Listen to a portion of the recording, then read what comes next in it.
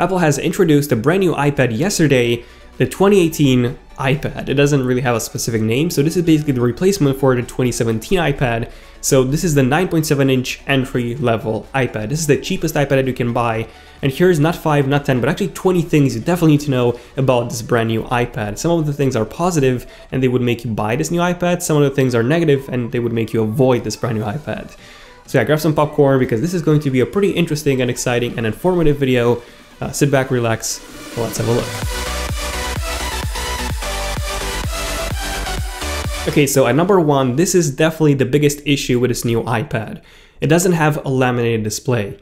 Okay, Daniel, but what's a laminated display? So on pretty much every single iPad since the iPad Air 2, which came out in 2014, by the way, we have a laminated display. So this means that the display glass, the display digitizer, so the touchscreen, and the display itself are all merged into one single sheet of glass. And this basically means that when you're touching the display, when you're using the iPad, it feels as if you're actually touching the pixels. Now on this iPad, it uses the same tech as the iPad Air 1 from 2013, and it's not laminated, which means that there's a very thick glass on top of the digitizer and the display. So you're not touching the display, you're actually touching the glass above it, and this is very, very noticeable. So we've actually had the same issue with the 2017 iPad, which also came with this design, and for some reason Apple hasn't switched to the iPad Air 2 from 2014 design. Now for most people this is not going to be a noticeable thing unless you've used a device that has a laminated display, which is pretty much every single smartphone or tablet on the market right now, except for this iPad and a few cheaper ones. But my main concern here is with the Apple Pencil. So this new iPad now supports an Apple Pencil, which means that you can write on this display. And with the iPad Pros, when you write on the display, it feels as if you're actually writing on a piece of paper because the screen, the pixels are so close to the actual display. So it feels like you're actually touching the pixels with a pencil. And here it's quite of a different story. Imagine having a sheet of paper on a table and then putting a thick, well, not so thick, about a 1mm glass on top of it, and then writing with a pencil on top of the glass. That's pretty much the same experience we'll be getting with this brand new 2018 9.7 inches iPad. So I'm really curious to see, well, how that actually is in person. I'm getting one tomorrow, by the way, so stay tuned for that video. But this is one of my main concerns with this new iPad. No laminated display, which is definitely going to affect this experience with the Apple Pencil. I mean, you can even see this in the Apple ads. If you look closely, you can see the air gap between the actual glass and the display itself. So this is very noticeable in Apple's own ads as well. Then number 2, this brand new iPad comes with the Apple A10 processor from the Apple A9, which is what we had on a 2017 iPad. And this means that this is exactly the same processor as on an iPhone 7 or an iPhone 7 Plus. So this is essentially an iPhone 7 or 7 Plus, but with a larger display. So the resolution is significantly higher than the 1080p resolution on an iPhone 7 Plus, or even lower on an iPhone 7, which means that the performance would be lower on such an iPad than on an iPhone 7 or an iPhone 7 Plus. So this is something that you should keep in mind if you plan on using some really demanding apps. Moving on to something that's quite positive, this iPad, as I mentioned before, finally supports the Apple Pencil, which makes it the only iPad outside of the iPad Pro lineup to support the Apple Pencil. Now in terms of the latency, this has the same latency as a 2016 iPad Pro 9.7 inches, not a 2017 iPad Pro 10.5 inches, which actually has 2 times less or 2 times lower latency than the 2016 model. So it's still pretty good, but if you want to draw something really quickly, you will notice a delay. And speaking of accessories, this brand new iPad doesn't have a smart connector on either sides, which basically means that it doesn't support the Apple Smart Keyboard. This is a keyboard that you get with the iPad Pros. This is made by Apple. Now you can still use a keyboard with this thing. It has to be a Bluetooth keyboard. The main difference between a smart keyboard and a Bluetooth keyboard is that the smart keyboard pairs up with the iPad via the connector. So it gets power from the connector, pairs with the iPad automatically. So you don't need to charge it, you don't need to pair it. And it's also really thin. So unfortunately, you don't have this with this new 2018 iPad. You only have the Apple Pencil, so yeah, you will need a third-party keyboard. Logitech does sell a new one, but that's really thick, so yeah, that's the downside. Also, this new iPad doesn't have a ProMotion display, in case some of you are wondering. This is something that the 10.5 inches iPad Pro came with, and this is a 120Hz refresh panel, so pretty much everything you see on that display is twice more fluid as on every single Apple device, apart from the 10.5 inches iPad Pro. So this iPad doesn't have that display, which is also the main reason why the Apple Pencil is 2 times slower in terms of the latency latency with compared to the 10.5 inches iPad Pro. Now let's talk about the RAM. So the previous 9.7 inches 2017 iPad had 2 GB of RAM, the iPhone 7 has 2, the iPhone 7 Plus has 3, and the iPad Pros, they have 4 GB of RAM for handling multitasking apps. This is amazing. This iPad only has 2, by the way. So if you want to use multiple apps, you can actually do that. You can still use multiple apps on the display at the same time, split screen, so it does support that, which the previous iPad supported as well. But if you use a lot of apps in the background, if you want to switch back and forward, with 2 GB of RAM, a lot of them are going to close. So that's also something that you should keep in mind if you plan on using this as, let's say, a more pro device as a laptop replacement. And something really important about this iPad is the fact that it comes with an iPad Air 1 body. So the iPad Air 1 came in 2013, which is 5 years ago, and this iPad is using the exact same chassis, the exact same construction and dimensions and everything as the iPad Air 1 from 2013. So this iPad has a 5-year-old design, which means that it's actually thicker and heavier than the iPad Air 2, which came out in 2014. Some of you might be still using the iPad Air 2, so in some cases, design-wise, the iPad Air 2 is better. It comes with a thinner design, it's lighter, and it also comes with the laminated display, and also an anti-reflective coating, which this iPad is also lacking. So you don't have an anti-reflective coating. So outdoors, this might be an issue, by the way. I've had a previous model, 2017, and yeah, this was definitely an issue, but the display is definitely brighter than the iPad Air 2 from 2014. So the display is brighter to counteract the fact that it doesn't come with an anti-reflective coating. Now, something else regarding this is the fact that an anti-reflective coating adds a bit of slipperiness to the display, which means that it's easier to write on the display. If it's not as slippery, it's gonna be a bit more difficult to actually write with the Apple Pencil. So I really want to see how this would actually affect the writing experience. So definitely stay tuned for that. I'm getting the iPad. It should be tomorrow. So I don't know, maybe a new video on this iPad starting tomorrow, testing all of those things. Let me know in the comments what you want me to test in that video. Now, moving on to something that's quite positive. This brand new iPad comes with an 8 megapixel camera capable of recording 1080p video. It doesn't have an LED flash, by the way. And essentially, this camera is the exact same camera as on an iPhone 6. Now, I know the new iPad Pros, they come with an iPhone 7 camera, and the new iPad Pro 3rd generation, on which I made a video here, that's going to come with the iPhone 8's camera. But this is an iPad, it's not a phone. You won't be taking photos with this 24/7. So even an iPhone 6 camera on this iPad is basically an overkill already. It's really, really good. Again, 1080p video, 8 megapixel camera, so it's really, really good.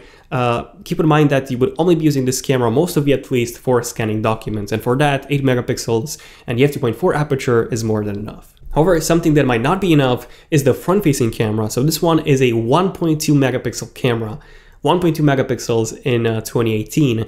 It also does only 720p video, so yeah, it's not the best front-facing camera. So yeah, unfortunately, if you care about taking selfies with this iPad, they're gonna look horrible. And then if you care about taking, I know, using FaceTime a lot, speaking with your family and friends, they're not gonna see you that well. It's 720p video, it's not that great compared to 1080p.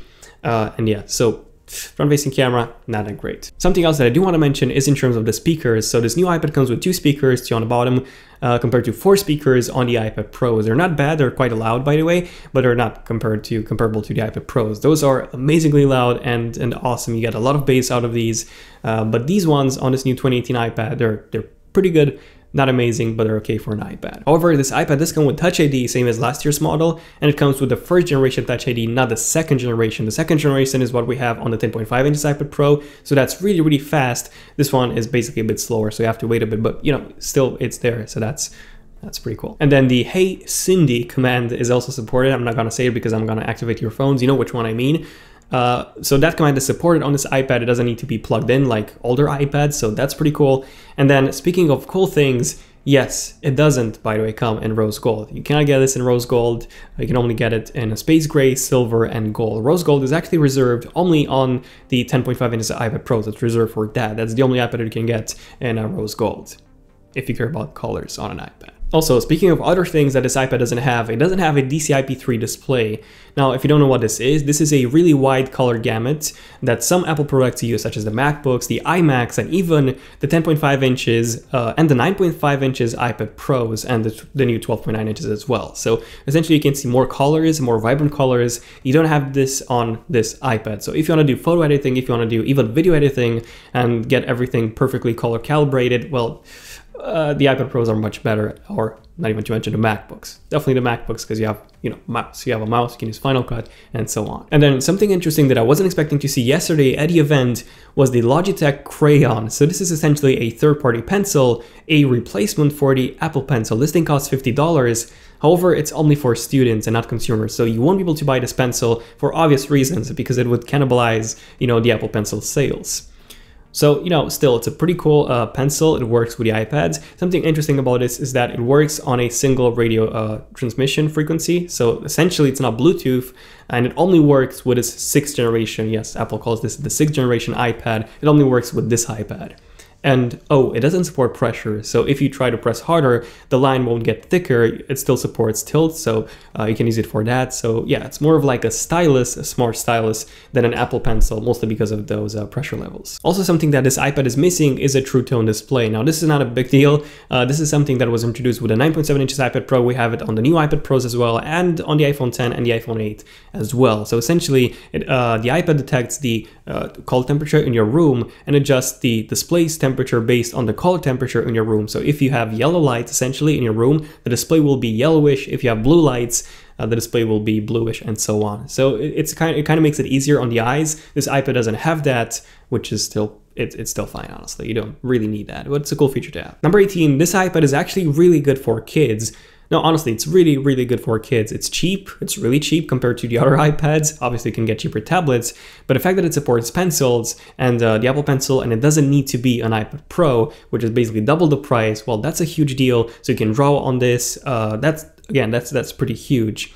And then something really interesting about this iPad is that it's actually more powerful than every single computer in this price range, every single laptop, which is very, very impressive. So this is basically the most powerful laptop you can get in this price range, even though it doesn't have a full operating system, so you won't be able to run Photoshop or Final Cut Pro, Adobe Premiere, and so on. So that kind of sucks. But if you want to use, architectural apps, if you want to use drawing apps, and pretty much any single iOS app, mobile app on this, it's going to run really, really well with an Apple A10 processor. And finally, we have the price. So this is the cheapest iPad that you can buy right now. It's even cheaper, by the way, than the iPad mini, which is a bit strange. And this starts at $329 or £319 in the UK. So yeah, there you go. This is the cheapest iPad that you can buy, the entry-level iPad for 2018. Okay, so in the end, is this iPad worth it? Well, to be honest, I know in this video I was a bit negative. I was quite a bit negative. I was pointing out mainly the negative things, the downsides for this iPad, the display, the fact that it's not laminated, the speakers, and so on. I was comparing it to an iPad Pro, which is the best iPad that Apple sells.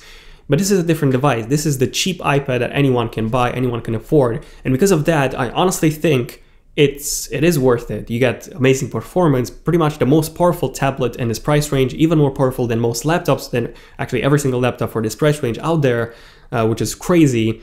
And then you get pretty much an overkill camera, which you don't need. The design is still pretty good. And then the display is also really good, apart from that laminated part, that non-laminated part. So I'm really curious to testing this.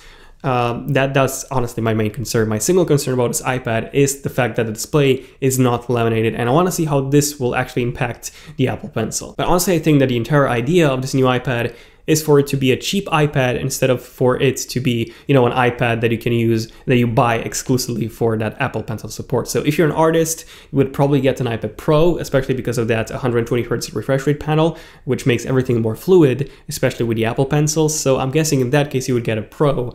And this one is just a cheap iPad that also supports Apple Pencil, but that's not the key selling feature of this new iPad. But yeah, definitely let me know in the comments what you guys think about this brand new iPad. Do you think it's worth it? Do you think it's not?